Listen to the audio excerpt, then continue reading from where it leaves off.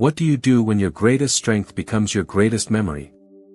When the light in your eyes is replaced by a permanent midnight? Samson was the man who could not be broken. The warrior who held the destiny of a nation in his fists. But here, in the cold, damp silence of a Philistine dungeon, Samson is just a prisoner. A joke. A spectacle for his enemies. Most people look at this moment and see the end of a tragedy. They see a hero who ran a great race but tripped at the finish line. But they are wrong. Today, we aren't just telling the story of a man who fell. We are telling the story of a man who decided that his finish would be more powerful than his start. Long before the chains, there was a promise. Samson's mother was barren, a word that, in her time, felt like a life sentence of shame. She felt empty, discarded by the very future she hoped for. But God doesn't see empty. He sees a canvas. A mysterious man appeared to her with a message that defied nature: you will have a son. This child wasn't an accident. He wasn't unplanned.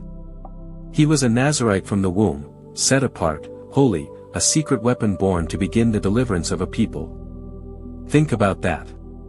Before Samson ever took a breath, God had already mapped out his race. And the same is true for you.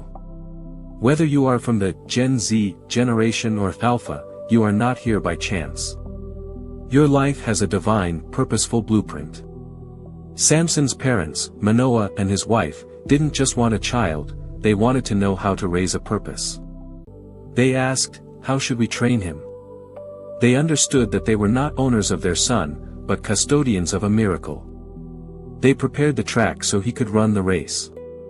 The Bible says the Spirit of the Lord began to stir him. It wasn't a loud voice, it was a pull. A fire in his bones that told him he was meant for more than the ordinary. When the lion roared, Samson didn't run. Why? Because the Spirit of God descended on him with power. He tore that lion apart with his bare hands as if it were a young goat. This is the moment we all love. The victories. The raw power.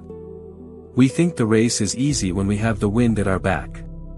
But strength is a dangerous thing if it isn't anchored by discipline.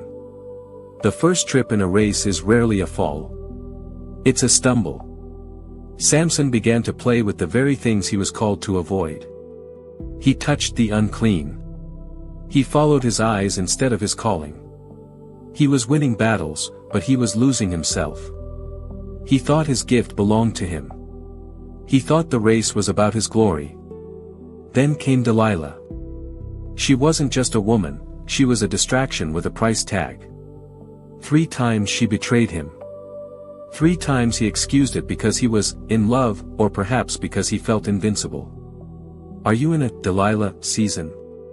Are you compromising your purpose for a temporary feeling? Samson was a Nazarite, but he was living like a captive long before the Philistines ever touched him. The hair wasn't the magic, it was the symbol of the covenant.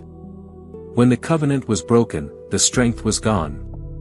He woke up thinking he would shake himself free as before, but the Lord had departed.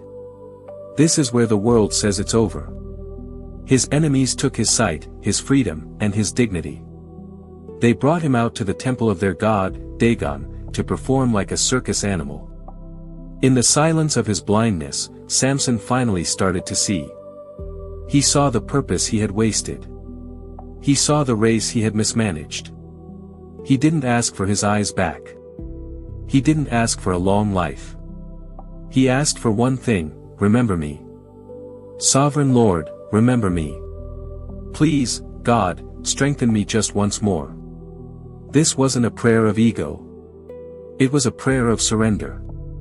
Samson realized his race wasn't about surviving.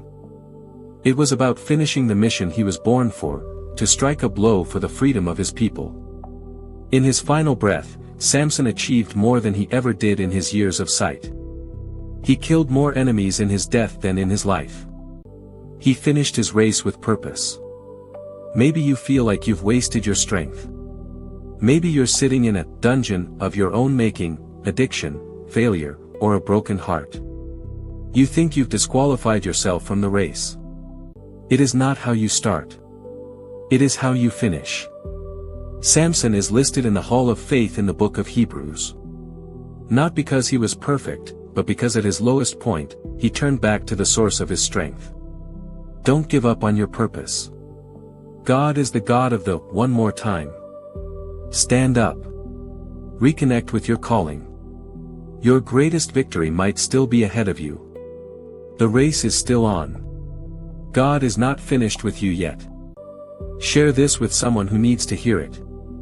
Don't forget to like, subscribe, and hit the bell icon so you never miss a video.